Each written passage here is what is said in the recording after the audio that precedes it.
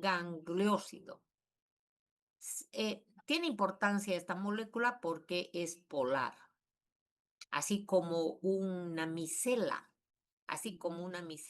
Su cabeza es polar y el otro extremo es apolar, que lo va a mantener oculto. ¿Y por qué es polar?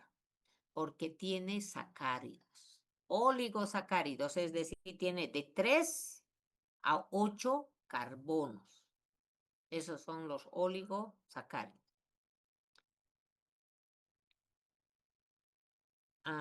¿Dónde se van a encontrar estos gangliósidos? En las dendritas de los axones.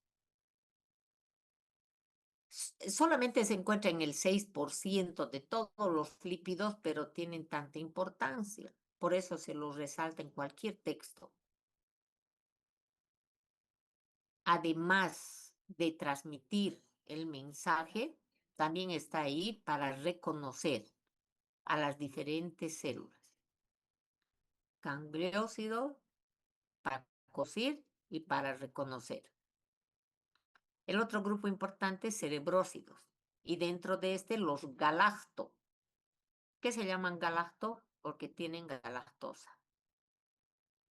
Entonces ahí vamos entendiendo por qué existe la necesidad de tomar lactosa, de tomar leche. Porque esta leche va a tener galactosa.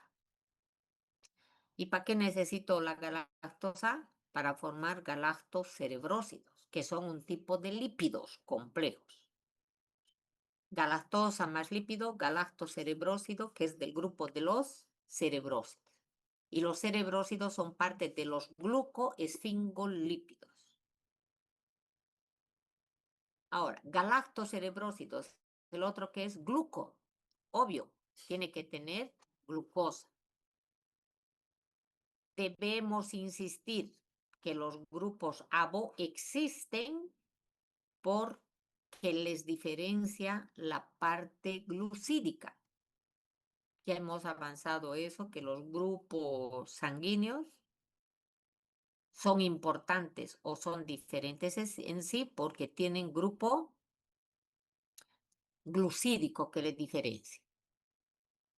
Y la pregunta es esa, ¿y para qué avanzamos, no? ¿Por qué tenemos que avanzar esto? ¿Cuál es la utilidad clínica? Entonces podemos encontrarnos este tipo de patologías. Neuropatía motora, por todo lado. Todos los músculos que sirven para movernos en esta persona le va a doler, patía. MMN. 2. Síndrome de Guillain-Barré. Seguramente usted ya ha debido leer esto. Este síndrome se caracteriza por un conjunto de síntomas, de signos, que sobre todo se caracterizan por una parálisis progresiva. ¿Todo por qué? Porque se está afectando los glucoesfingolípidos. Otra enfermedad que lamentablemente tiene la esposa de uno de nuestros profesores queridos en la universidad es esta enfermedad que está viendo. Esclerosis lateral amiotrófica.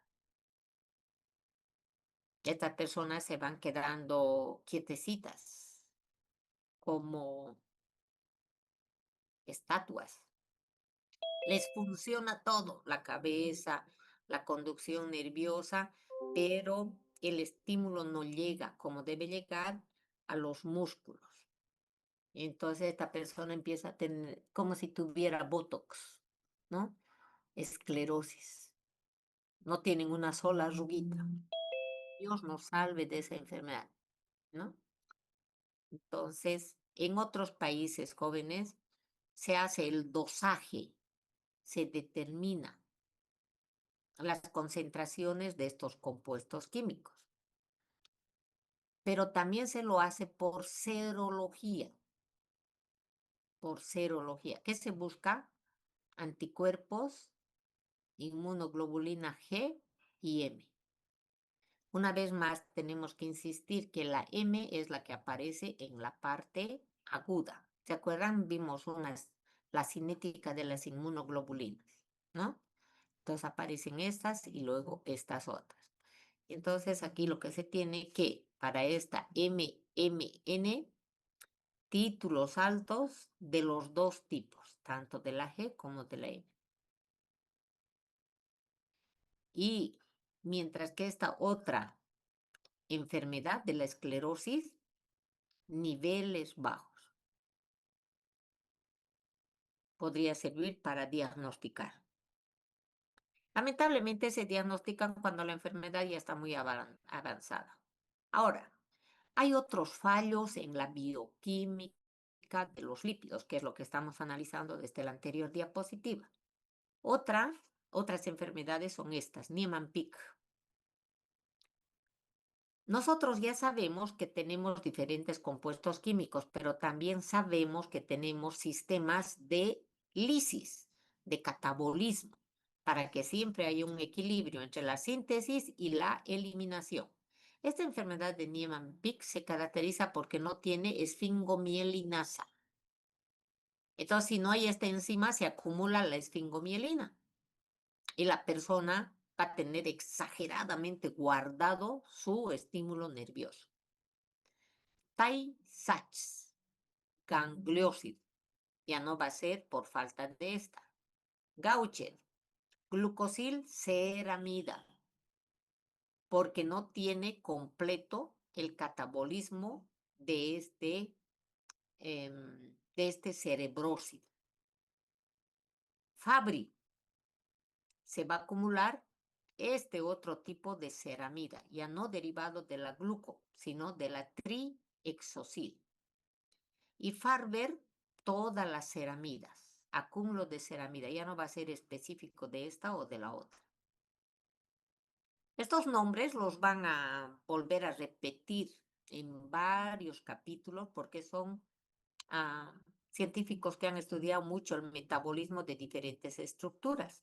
Vamos a ver cómo en el metabolismo de azúcares nuevamente los vamos a nombrar. Bien. Otra vez, mielina. El lípido más importante va a ser galactocerebrósido. Va a ser importante para el aprendizaje, pero además no debo olvidarme en toda esta composición la esfingosina que resulta de la unión de un alcohol con un grupo amino.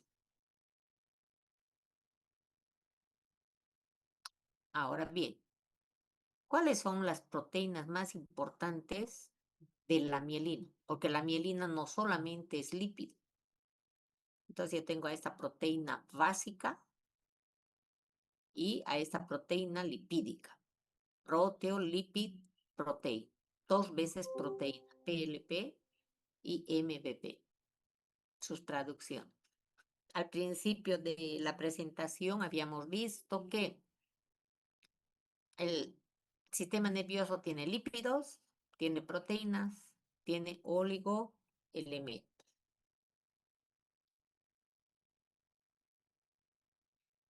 El sistema nervioso tiene bioquímica, tiene metabolismo, sí, eminentemente aeróbico.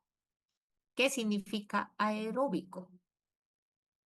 Que utiliza oxígeno para oxidar, particularmente a la glucosa.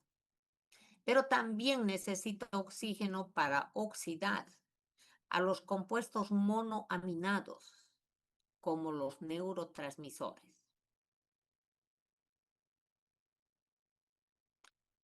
¿Cuáles son los compuestos monoaminados del sistema nervioso? Los neurotransmisores, dopamina, serotonina, adrenalina, noradrenalina.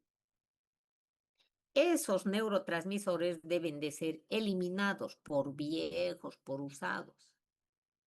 ¿Mediante qué reacción? De oxidación. Para ello, ¿qué se necesita? Oxígeno y una enzima que se llama MAO.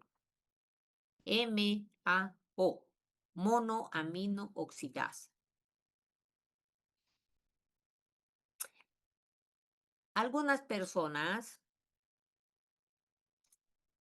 tienen una MAO muy exagerada por cualquier razón genética. Y entonces son destrozados muy deprisa sus neurotransmisores, entre ellos la serotonina. Y entonces estas personas lucen, tienen una conducta depresiva. Y por ello existen los medicamentos que se denominan, estoy anotando ahí, IMAO, inhibidores de la monoaminooxidasa. Pero hay otro grupo de pacientes que ya también tienen una MAO muy tontita ya también. Entonces, para eso se utilizan medicamentos EMAO, estimulantes de la monoaminooxidasa. Por favor, eso hagan su tablita, van a necesitar para farmacología, ¿verdad? ¿Qué son los EMAO? Yo tengo que enseñarles la parte bioquímica.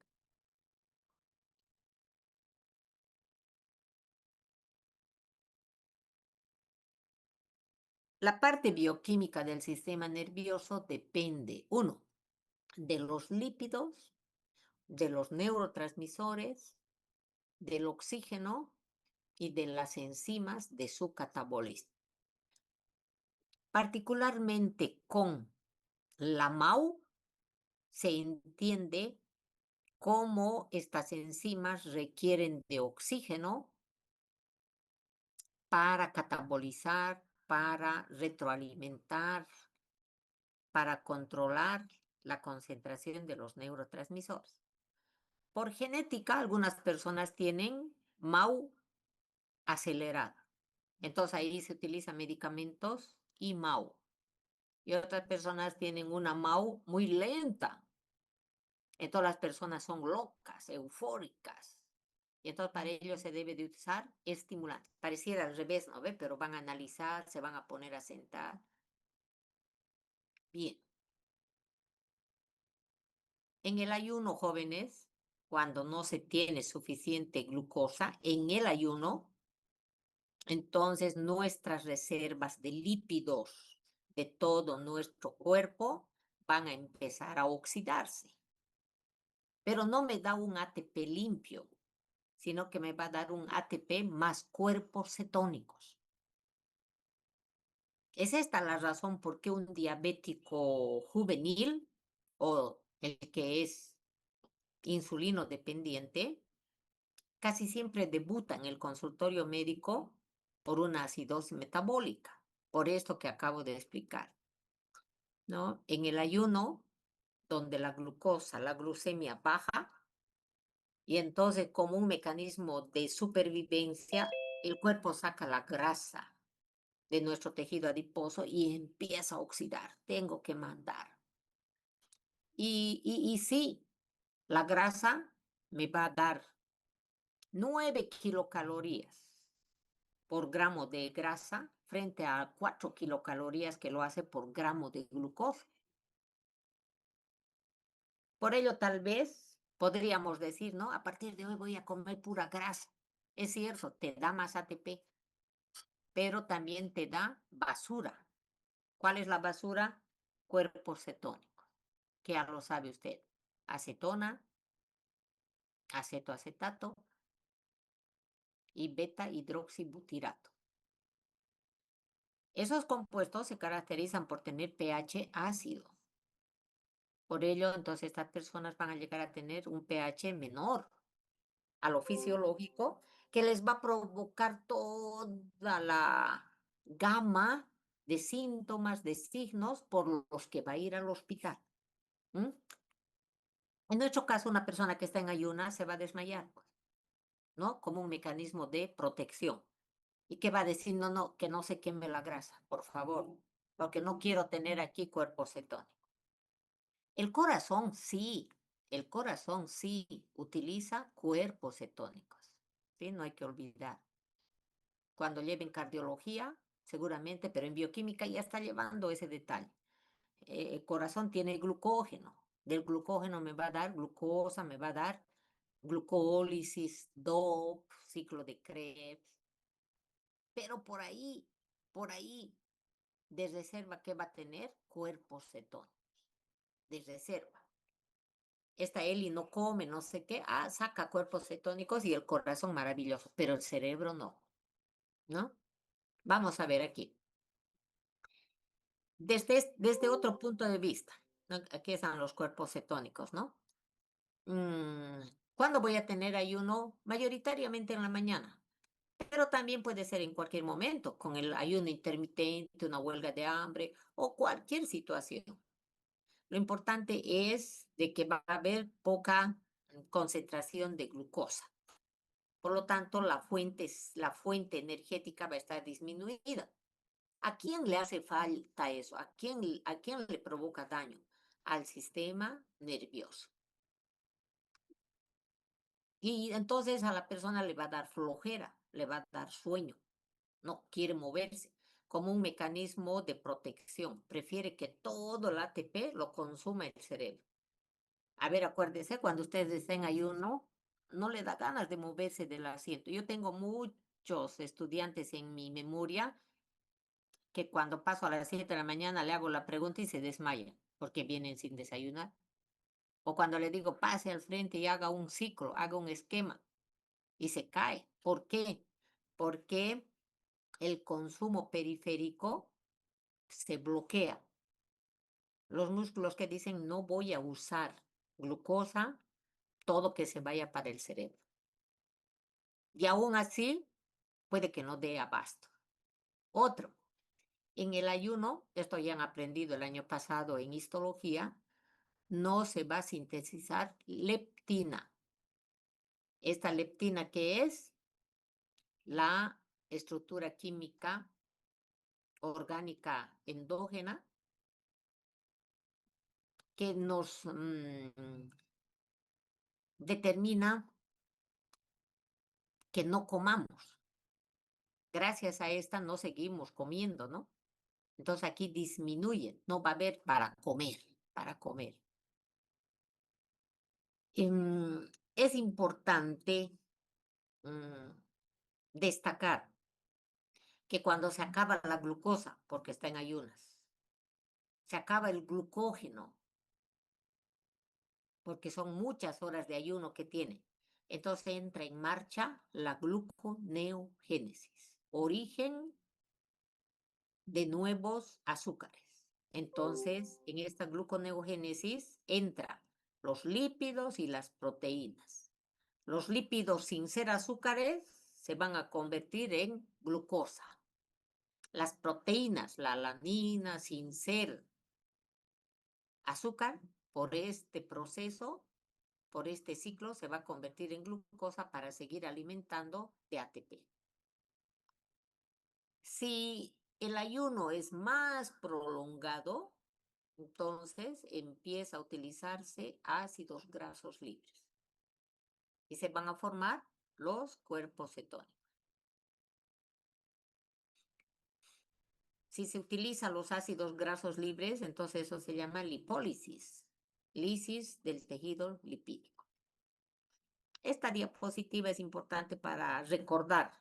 Cuando una persona está enferma, primero pierde la pancita, es decir, el glucógeno del hígado. Segundo, empieza a perder la grasa de sus muslos, grasa. Y por último, se consumen las proteínas. Por eso tenemos enfermos de piel y huesos y siguen caminando. Por esta maravilla de la gluconeogénesis. Sigamos insistiendo. Metabolismo neuronal. Retroalimentación. ¿Tienes retroalimentación? Sí. Entonces, para aquí. En el ayuno, en el hipotálamo tenemos este núcleo en forma de arco, ¿no? ¿Qué va a hacer en el ayuno? Que se sintetice este neuropéptido. ¿Qué significa esto? Que esta es una Es una cadena de aminoácidos específico del sistema nervioso. No se lo encuentra en otro lugar. Del tipo Y, no es Y. ¿Todo por qué? Porque no hay leptina. Y entonces, gracias a este neuropéptido, la persona va a querer comer. Gracias al NMPY, no me gusta decir NPY, NPY, la persona va a tener ganas de comer y va a secretar insulina, porque si come, va a tener glucosa dentro. Yo necesito la insulina para que la dirija a la glucosa dentro de la célula. Y glucocorticoides como el cortisol. Ese cortisol que va a favorecer, va a estimular a todo mi sistema nervioso para que la bioquímica se acelere.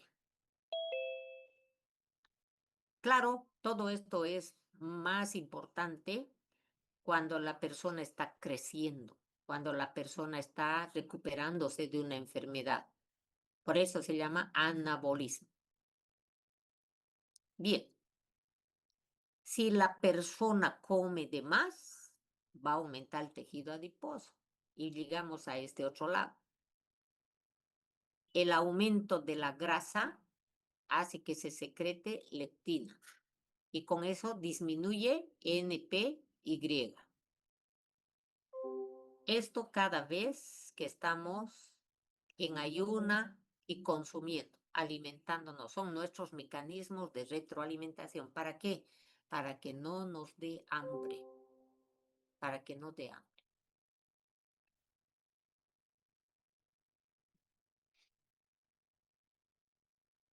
Ácido láctico. Nosotros no tenemos en nuestro cuerpo como ácido, sino como lactato. Por eso, por favor, hay que acostumbrarse. Yo no tengo ácido sulfúrico, tengo sulfato. Yo no tengo cloro, tengo cloruro. Siempre lo tenemos como iones. Este es un error que vamos arrastrando, ¿no? Ahora, ¿cuál es el origen del ácido láctico? Anaerobismo, cuando nos falta oxígeno. Por ello que una persona que está muy mal, enferma, no puede oxigenarse correctamente por diversas razones. O porque la parte mecánica de sus músculos no funciona, y por lo tanto no funciona su diafragma, ni sus músculos intercostales, no funcionan sus músculos pectoral mayor, menor, por lo tanto no hay una buena aspirada. Uno. Dos, puede que haya lesiones en el bulbo raquídeo, es decir, en el centro nervioso de la respiración. Por trauma físico puede ser, o puede ser por tóxicos como los medicamentos depresores. Cuando una persona toma mucho alcohol, benzodiazepinas, barbitúricos, relajantes musculares, anestésicos, opiáceos, deprimen el centro nervioso de la respiración del bulbo raquídeo. Entonces, va a haber menor frecuencia y menor profundidad respiratoria. Y con ello va a ingresar menos oxígeno. Y por lo tanto el metabolismo se va a quedar a la mitad. Aquí es importante, jóvenes, hacerse un esquema. Pongan por ahí glucólisis, flecha. La glucólisis se inicia de la glucosa y se divide en algún momento en dos mitades, en dos triosas.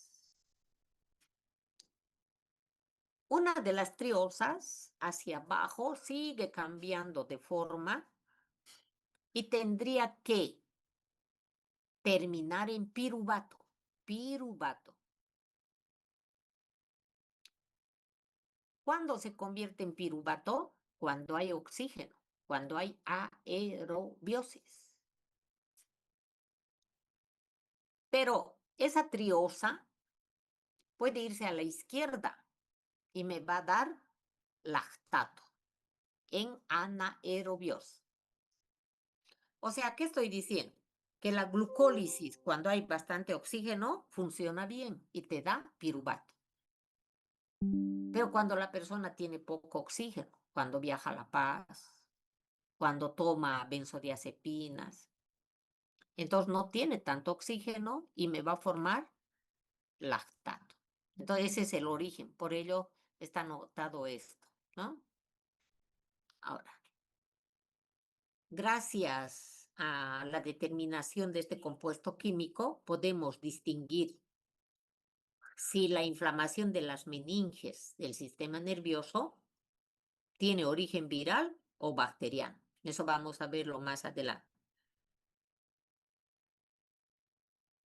Ahora, lo que se debe de ver en todo momento es si se trata de una acidosis respiratoria, si se trata de una acidosis metabólica o si se trata de una acidosis láctica.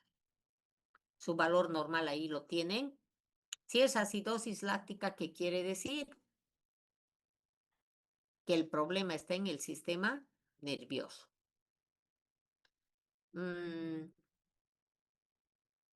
Líquido cefalorraquídeo, eso lo vamos a ver más adelante.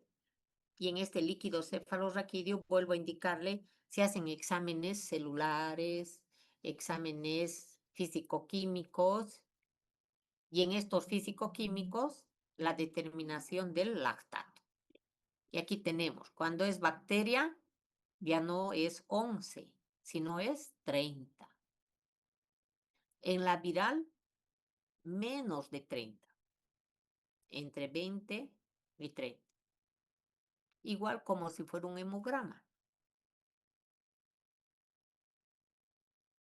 Esto es para descansar la vista, el sentido de la información. Debemos recordar que con el soma que tiene dendritas se comunica con otra neurona y el mensaje se procesa en el soma y en este sentido tiene que viajar por el axón para comunicarse con otra neurona, con el músculo o con la glándula. Y en esta relación, nuevamente es importante los electrolitos, que están distribuidos tanto en un espacio extracelular como el intracelular. Ahora, nosotros no podemos determinar ninguno de estos compartimientos. Tendríamos que rajar la cabeza al paciente y sacar líquido extracelular, ¿no? Fuera de la célula. Pero aún así es difícil. ¿Cómo vas a poder pinchar?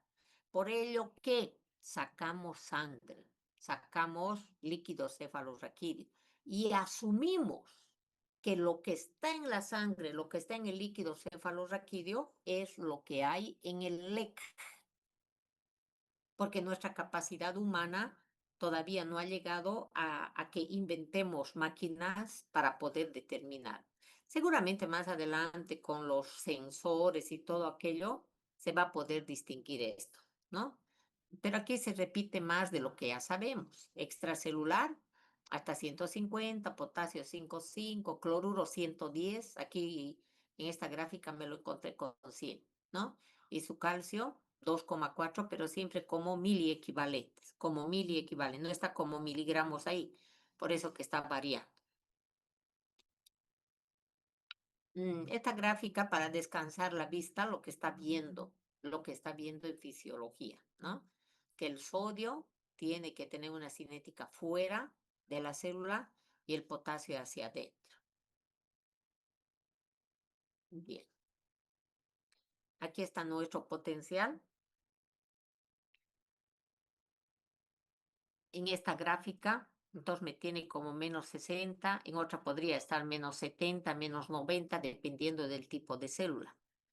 Lo interesante en esto, que ya lo ha visto en fisiología, es lo siguiente, que hay una etapa que se denomina umbral. Cuando el estímulo no es tan fuerte y no vence el umbral, se cae. Eso hay que tomarlo. Por eso que se maneja la teoría del todo o nada. O alcanza un techo o si no, se apaga ahí el estímulo. En caso de que alcanzara, entonces sabemos que menos 45, menos 55 en otra célula, menos 60 en otra, empieza a ingresar rápidamente los iones de sodio hasta que pueda llegar a los 30, 35, donde la célula va a estar completamente despolarizada. Aquí está polarizada. ¿Y dónde se da la hiperpolarización? En esta parte de abajo, debajo del reposo, y es en una etapa donde no puede reaccionar. Este es un mecanismo, si se quiere, como de descanso, porque no, porque si no fundiría bielas este motor, ¿no? A ver, ¿por qué está esta diapositiva aquí? Para que entendamos que los lípidos, los gangliósidos, cerebrósidos, electrolitos, el ciclo de la glucólisis, todos ellos participan para que se dé esta cinética. Si falla el sodio, falla el potasio, falla la glucosa, estos umbrales no serán y la neurona seguirá de reposo, nunca llegará a activarse. Ese es el propósito de esta diapositiva, no es repetir lo que está avanzando en física, sino para que se entienda. Ciclo de vida de neurotransmisores.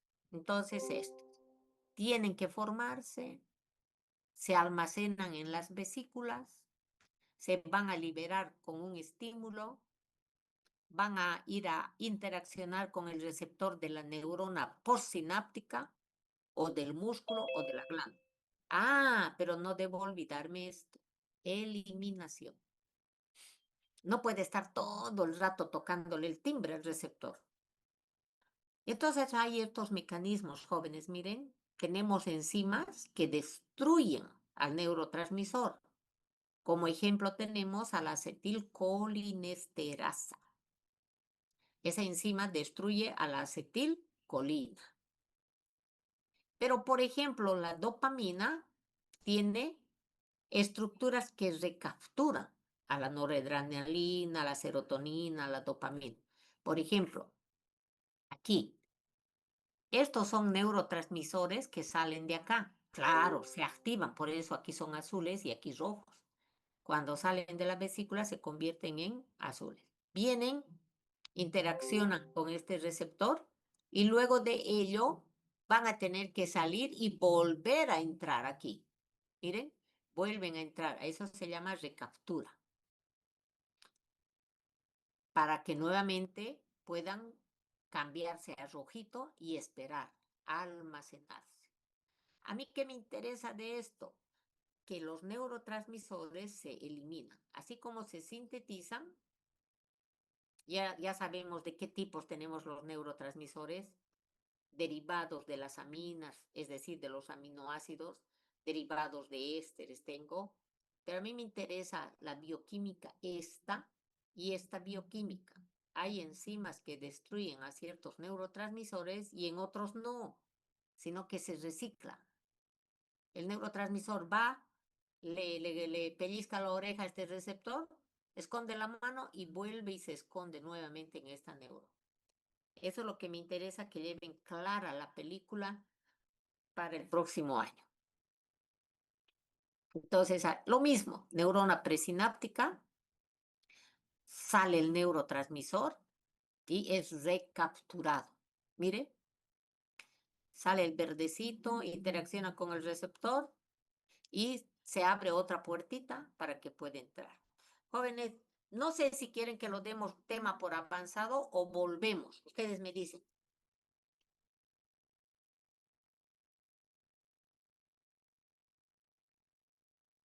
El silencio otorga, ya no volvemos. Profe, ¿Volvemos? Tema para sí, doctora, por favor, si puede. Ya, gracias, muchas gracias. Claro, con mucho gusto. Sí, va a ser 15 minutos más, se va a apagar, ¿no? Bien, faltan 2 o 3 diapositivas, ¿no? Tipos de neurotransmisores. Estamos repitiendo. Aminoácidos. La glicina es el aminoácido, perdón, es el aminoácido número 1. Aminoácido que tiene 2 carbonos, no tiene un carbono. Casi siempre en todo, el primer miembro de una familia tiene un carbono. En este caso son 2. No hay aminoácido de un carbono. Cuidado que caigan en el examen. Glutamato es un aminoácido, como están viendo aquí, excitatorio. Por ello que cuando una persona, un paciente consume mucho glutamato de sodio y potasio, está excitado.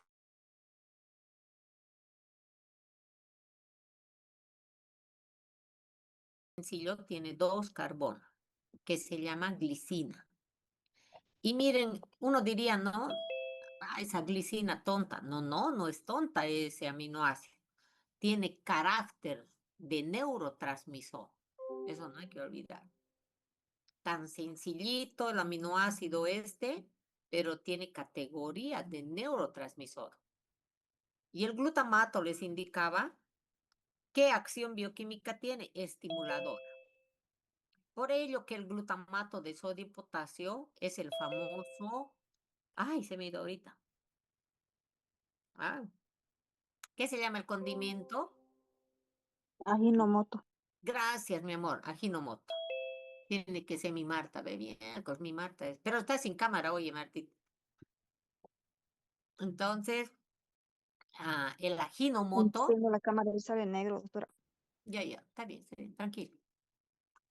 El Ajinomoto, jóvenes, es un condimento que ponemos a la carne. Ahora está prohibido, ahora está prohibido. Por ello que el Ajinomoto que antes costaba la tirita, no me acuerdo muy bien solo la relación, costaba 10 pesos, ahora la tirita cuesta 1 peso, porque está prohibido. ¿Y por qué está prohibido? Porque produce el síndrome de la comida china. ¿Por qué se lo utilizaba? ¿Por qué se lo utilizaba como condimento? Por su acción bioquímica. Estimulaba, ¿qué cosa? Las terminaciones nerviosas de mi lengüita. Y por eso yo le sentía más sabrosa la comida. Pero los chinos, la comida china exagera y le pone mucho de aquello. Por otra parte, el glutamato, sabe usted ya que es parte de las enzimas GOT, GPT, es parte del glutatión, es parte de los receptores tan importantes para la memoria a largo plazo. Cuidado ahora que alguien diga voy a ir a comprar glutamato, 1 kilo de glutamato para aprender mejor. No, no, no. El aprendizaje tiene que ser gradual, sostenido, cada día. Lo importante es estudiar todos los días. ¿Te cansas? Entonces descansas como al estudiar o estudias como al descansar. No, no, es que esa es su profesión. ¿Qué vamos a hacer?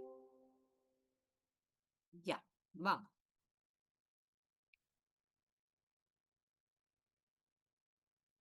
Muy bien.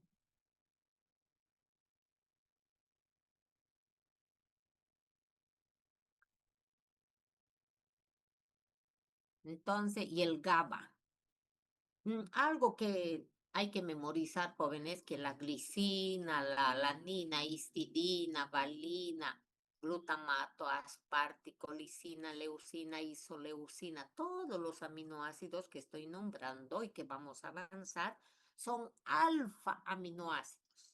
Es decir, que llevan el amino en la posición alfa.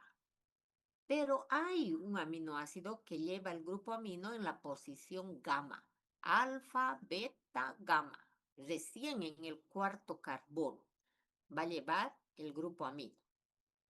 Eso por favor hay que verlo. Y en patología, ustedes han visto marcadores tumorales.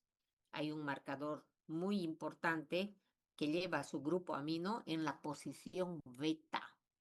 Beta globulina, ya avanzó. Entonces, la mayoría de nuestros aminoácidos son alfa. Tengo un neurotransmisor en posición gamma y tengo un marcador tumoral en posición beta, ¿sí? Para eso se lleva bioquímica. Bien, otro grupo tiene grupo amina, acetilcolina, histamina y las catecolaminas. Dopamina le da origen a la NOR y la NOR le da origen a la adrenalina. En ese orden, no es como quiera usted. El otro día avanzamos, no me acuerdo, sí, en un grupo de práctica. Le pregunté a la expositora qué es la histamina. Entonces, compuesto químico orgánico endógeno que tiene su origen en la descarboxilación de la histidina, que es un aminoácido. ¿Y dónde se encuentra? En los mastocitos. ¿Qué son los mastocitos? Las células tisulares que son perivasculares y que son parte del trío oriental. Células dendríticas, mastocitos y macrófagos. Las primeras células que están ahí patrullando, ¿qué es lo que llega por la sangre? Péptidos. ¿Qué diferencia hay entre aminoácido y péptido? Es que el péptido ya es la unión de aminoácidos, pero no tiene la categoría de proteína. Eso hay que fijar ya. Lo más sencillo, aminoácido, la unión de estos péptidos y la unión de péptido más péptido, proteína. Ahora, ¿qué péptidos son neurotransmisores? Sustancia P, colecistocinina, CCK, el BIP, péptido intestinal, vasoactivo. Ahora tenemos nosotros otros compuestos, por ejemplo, en el atrio del corazón. No hay que confundir con ese. Este es el intestinal, que tiene esta misión de llevar el mensaje desde el intestino hasta el sistema nervioso y a la inversa. Y ahora, péptidos del grupo de los opiáceos. O sea que nosotros tenemos opio. No, tenemos estructuras químicas que utilizan los mismos receptores que los opios. ¿Cómo se llaman estas sustancias que tenemos nosotros? Aquí está. Encefalinas, dinorfinas, endorfinas de memoria. Gracias a estas sustancias sentimos placer, placer de vivir, de cantar, de estudiar, de trabajar, de todo. Gracias a ellos no sentimos tanto dolor. Bien, ahora tenemos hormonas que trabajan como neurotransmisores o que liberan a los neurotransmisores. ¿Cómo reconozco esto? Cuando lleva la palabra R, ¿no es cierto? La R que quiere decir desear, liberadora, ¿no? Liberadora de adrenocorticotrofa hormona. Esta que está relacionado con estrés. Y esta hormona liberadora de gonadotropina. Cuando lleva aquí la S en vez de R, entonces stimulation. Por favor, no hay que confundir. Estas casi siempre son liberadas por el hipotálamo, mientras que las S por la hipófisis. De esa manera uno se puede dar cuenta. Bien, los neurotransmisores necesitan receptores. ¿Dónde están los receptores? Dentro de la célula, en la membrana. Ya hemos dicho que hay los ionotrópicos rápidos y los metabotrópicos lentos y los catalíticos que también están en las membranas. Intracelular, ¿dónde? En el citoplasma o en el núcleo. Y estos van a servir para que se pueda unir o se pueda trasladar relocalizar una estructura química. Los ionotrópicos para los iones. Es muy fácil esto. Pero aquí también ingresa los nicotínicos. Hace rato le había hablado, tenemos receptores muscarínicos y nicotínicos.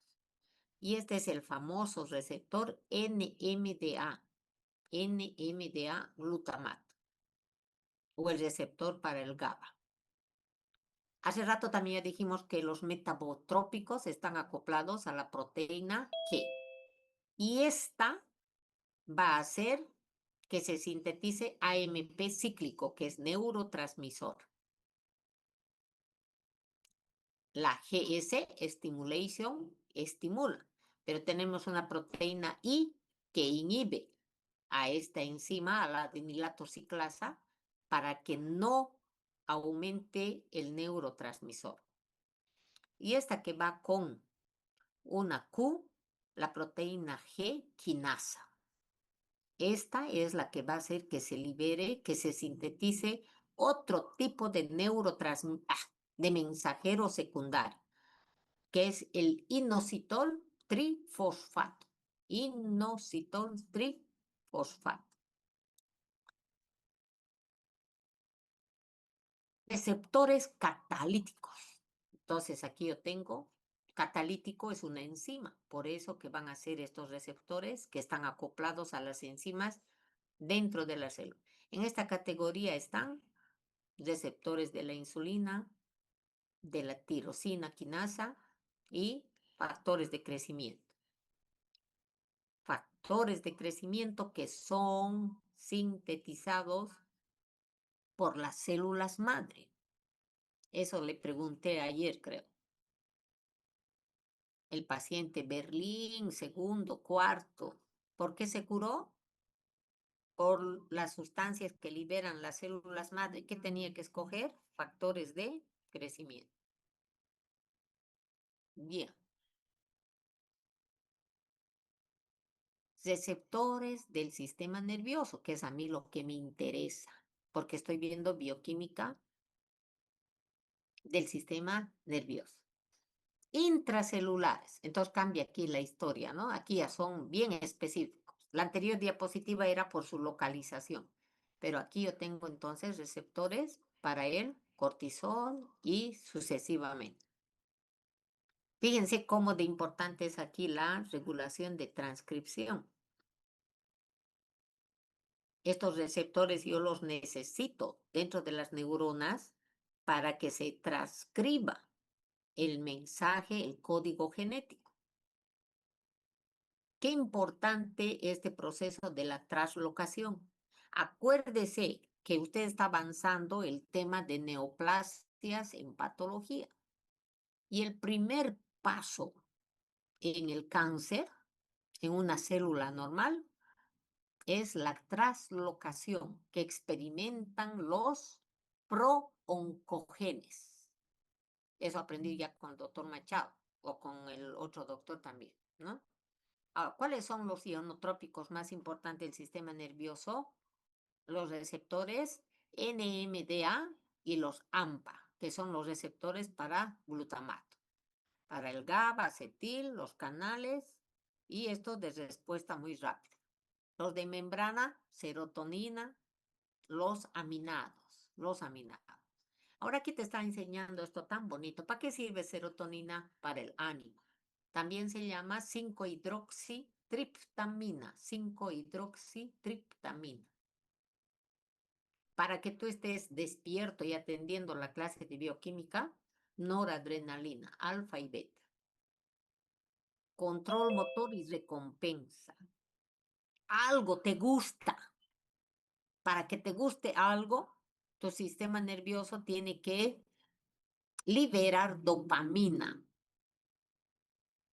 Cuando estamos con nuestra tableta, nuestro celular, liberamos dopamina. Y eso entra a tu sector de recompensa de tu sistema nervioso. Y por ello te gusta y estás allá. Por supuesto que puede ser contraproducente. Las proteínas que hemos visto, la estimuladora, inhibidora y la quinasa.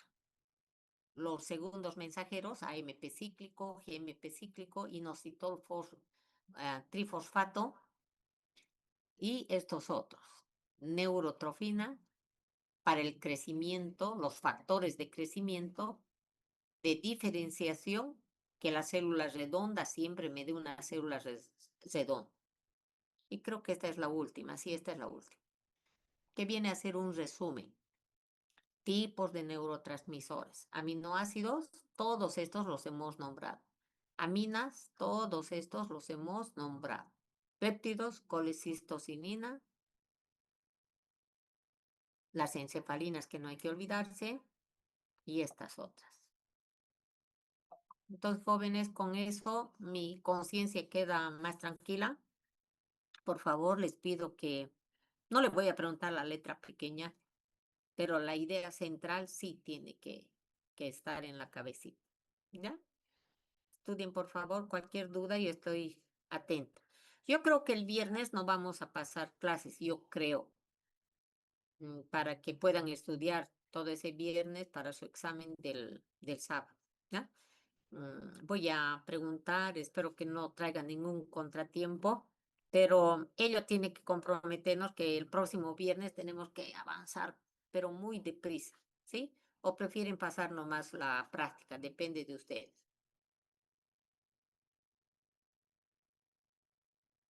No le entendí bien, doctora. Suspender, ¿no ve? Ya, Sí, pero que no se doctora, entere, sería lo mejor. ya, que no se entere nadie, pero, ¿ya? Se van a enterar, pues, pero por suerte de mí, mi conciencia anda bien tranquila, porque yo sé que llevo un buen avance y todo aquello. Pero también entiendo, jóvenes, que para dar el examen del día sábado, uno está tenso, lo que quiere uno es afinar, tener las ideas claras, ¿no es cierto? Así que estudien con muchas ganas y nos vemos el sábado, jóvenes. Cualquier Doctora, una otra consultita. cosa, dime, dime. ¿A qué